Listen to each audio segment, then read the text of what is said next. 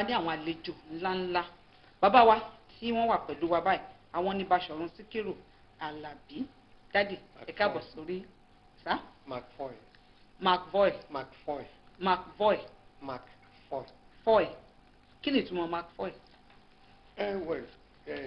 Christian name tí a bá ní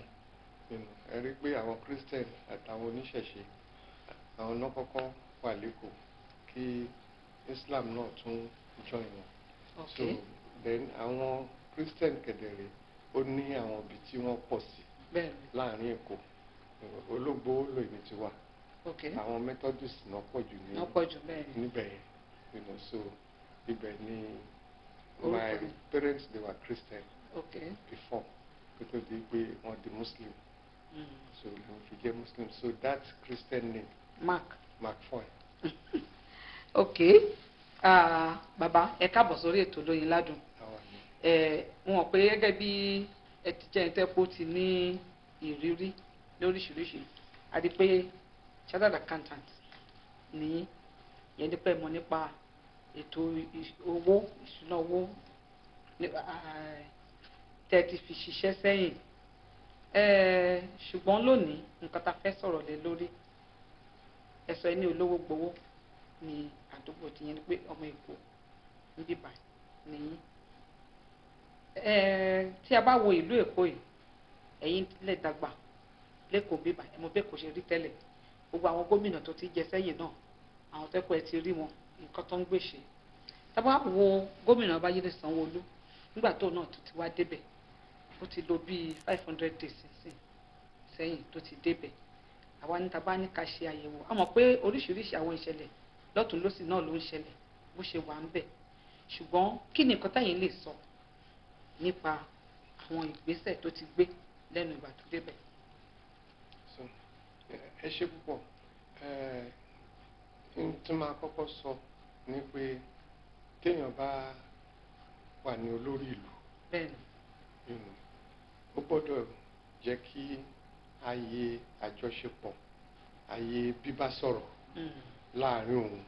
àtàwọn tó ṣe ìjọba lé lórí kó wà so ó fi ààyè yẹn sílẹ̀ láti rí pé ó rọrùn láti lè bá sọ̀rọ̀ ó rọrùn láti lè pàṣẹ mẹ́sẹ̀jì ó ń bá wọn àgbà ṣe ó ń bá wọn ọmọdé náà ṣe through various channels tí ó wà láti rí pé wọ́n gbọ́ pé gómìnà ní nǹkan ṣe báyìí bí information kó lọ sí council information kó lọ sọ́dọ̀ sádùúgbò and all the rest of it is nearer to the people. Okay sir. Yàtọ̀ sí yẹn àwọn nǹkan wo lẹ tún lè tọ́ka sí pé ó tún ti gbéṣe lára nǹkan tó sọ tó ṣèlérí kò máa ṣe. èyí tó tún ṣe pàtàkì tó bẹ̀rẹ̀ tó ṣe immediately ni pé láti tún ojú títì ṣe gẹ́gẹ́ bí ó ṣe ṣàlàyé ó ti ní kí àwọn local government kankan kàn mú orúkọ àdúgbò orúkọ street tó fẹ́ ṣe wà ní ẹ̀rọ wípé wọ́n ti bẹ̀rẹ̀ iṣẹ́ lórí yẹn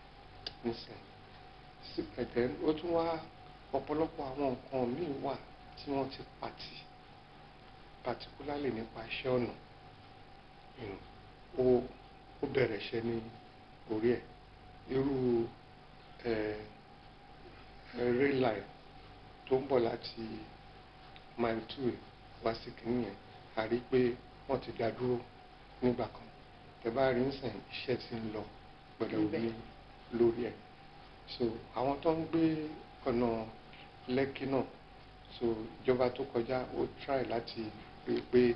traffic ń lọ dẹ̀ but ó yìí ní bottleneck òun ti wá bọ́ síbẹ̀ sẹ́n àwọn roundabout ti bottleneck tún wà irú phase 1 irú Jákàndé then Abraham Adesanya so ó ti make àwọn èèyàn dẹ̀ yìí ń lọ ó dẹ̀ yìí ń ṣiṣẹ́ yẹn ó jẹ́ kí àwọn èèyàn kan rí pé ìjọba tó rẹ́dì láti ṣiṣẹ́ yẹn unfortunately àwọn nǹkan tó lè fa delay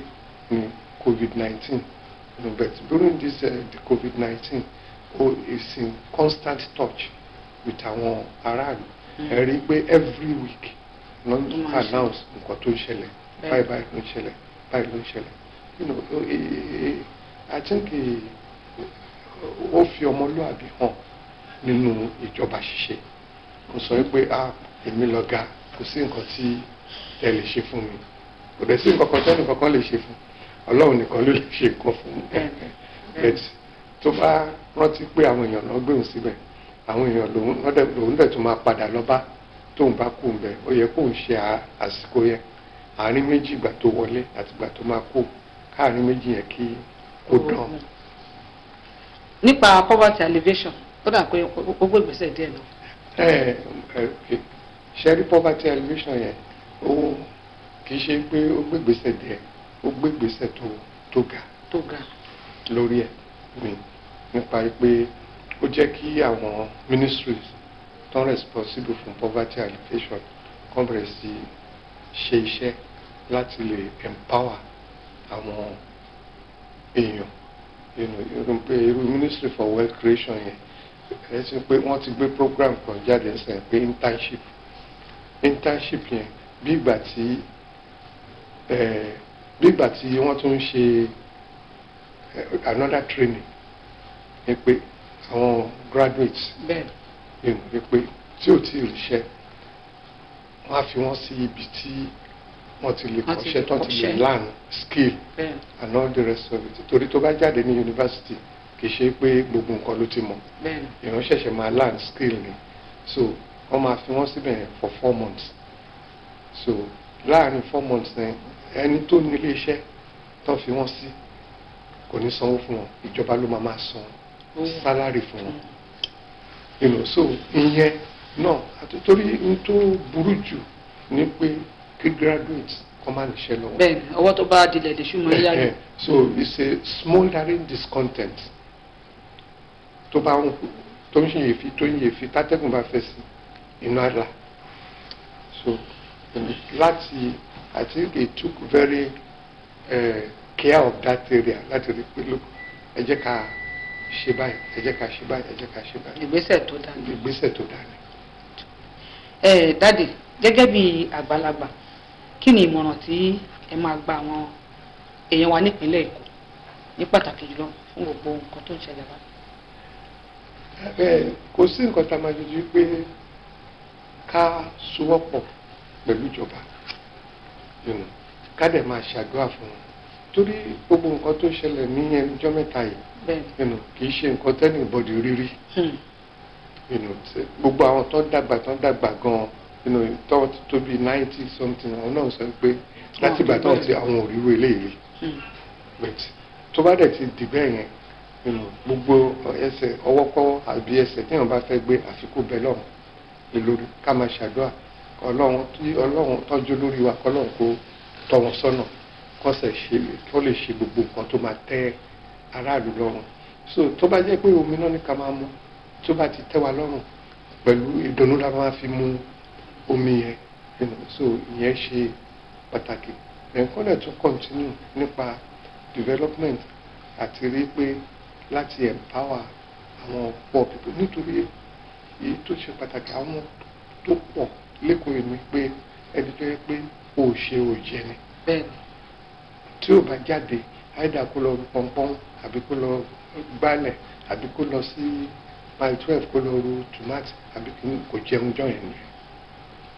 bẹ́ẹ̀ni. so àwọn ọ̀nà tá a lè gbà tá a lè fi empower àwọn tó yẹ pé wọ́n máa rí iṣẹ́ ṣe díẹ̀díẹ̀ wọ́n máa rí iṣẹ́ ṣe díẹ̀díẹ̀ but eléyìí náà ó tún wà lọ́wọ́ àwa gan fúnra wa láti rí i pé àwa gan àkáwọ́ sókè tó bá rí nǹkan bó ṣe nǹkan kéékèèké ló lè máa ṣe bó ṣe pure water ó máa jókòó tó máa tà àti pé problem tí ìjọba tún nílé kò nípa ìmọ̀ye èèyàn ló ń wọ ìlú Èkó yìí lójoojúmọ́ so kò dẹ̀ sí nǹkan tó máa ṣe wọn ò lè lé wọn padà. bẹ́ẹ̀ni rárá. ọ̀pọ̀lọpọ̀ àwọn kẹ̀dẹ̀rẹ̀ tó ń wọlú yìí tẹ́ bá débò míì refuse ó ti kún gbogbo ẹ̀ wọ́n máa ṣe wọ́n rẹ̀ sanwó orí o kò sí nǹkan kan tó máa ṣe ìbá tó Èkó bá rí gbà náà ló máa fi tọ́jú wọn. Ọlọ́run ọba á tọ́ ọ sọ́nà. àmì sà adúpẹ́ sà ẹ ṣé gan ni wípé a pè yín pé ẹ jẹ́ wa adúpẹ́ lọ́wọ́ yín. Bàbá wa Báṣọ̀run Síkírù Àlàbí McFoy àwọn ni wọ́n wà lórí ètò lónìí wọ́n ti bá wa sọ̀rọ̀ ọ̀pọ̀lọpọ̀ ọ̀rọ̀ ni wọ́n bá wa sọ ẹ jẹ́ kí á dì mọ́ ọwọ́ òsì wa ká má fi jẹun èyí tó ṣe pàtàkì jù ń bẹ̀ wọ́n ti sọ fún wa wọ́n ṣe àlàyé àwọn ìgbésẹ̀ tí gómìnà tán ti gbé kí wá ní iṣẹ́ tó kù sọ́wọ́ tiwa wọ́n ní ká sowọ́pọ̀ pẹ̀lú ìjọba nǹkan tán bá àwọn òfin tíjọba bá fi sílẹ̀ kí á tẹ̀lé wípé ìyẹn náà ló fi lè jẹ́ kí ìlú Èkó kí àjùmọ̀ṣe gbogbo wa ni ìlú Èkó kò ní dàrú o ilé gbogbo wa náà kò ní dàrú àní rí jù bá lọ lórí ètò Lóyin Ládùn fún ti tòní ẹ jẹ́ ká fi ìpàdé sí ọjọ́ mẹ́jọ lágbára Ọlọ́run nígbà tí a máa tún mú àkọ́tún ètò Lóyin Ládùn wá fún wa títí di ọjọ́ mẹ́jọ nígbà tí.